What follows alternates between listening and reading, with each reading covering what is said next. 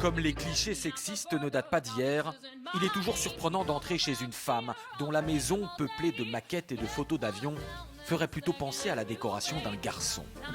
Des avions, et pas n'importe lesquels, Joy Lofthouse, 93 ans, est l'une des très rares et dernières pilotes femmes du légendaire avion de chasse Spitfire. Voilà, c'était mon uniforme. On était très fiers de porter ces ailes.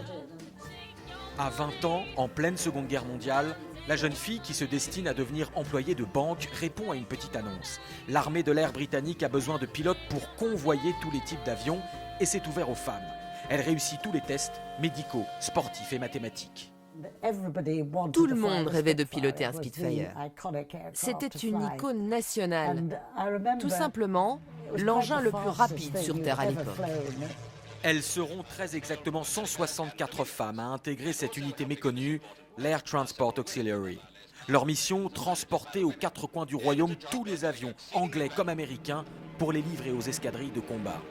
Quand on allait prendre un avion, les soldats disaient « Attendez le pilote ».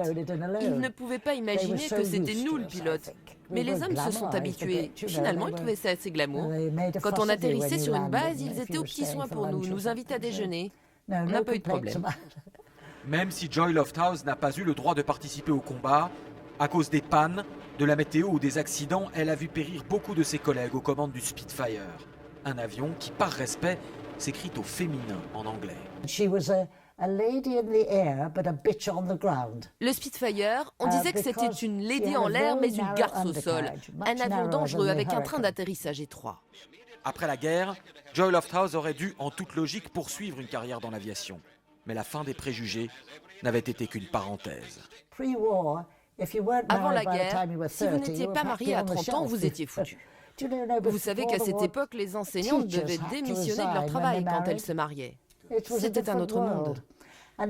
Alors, après 6 années de guerre, j'étais contente de pouvoir me marier et fonder une famille. De toute façon, il n'y avait pas de place pour nous dans les compagnies civiles aériennes. Le pays avait été bien content d'avoir l'aide des femmes, mais sitôt la guerre finie, c'était retour en cuisine. Au fil des commémorations de vétérans, Joy Lofthouse est pourtant devenue une star, symbole du féminisme en Grande-Bretagne. Et il y a quelques mois, elle a pu revoler pour la première fois depuis 70 ans dans son avion mythique et même reprendre les commandes. Ok Joy, je te laisse le manche.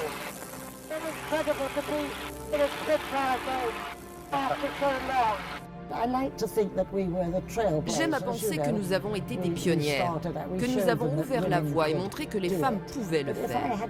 Si j'avais une chose à dire aux jeunes filles aujourd'hui, c'est « Il vaut mieux échouer que regretter ». Moi, si je n'avais pas essayé, je l'aurais regretté toute ma vie.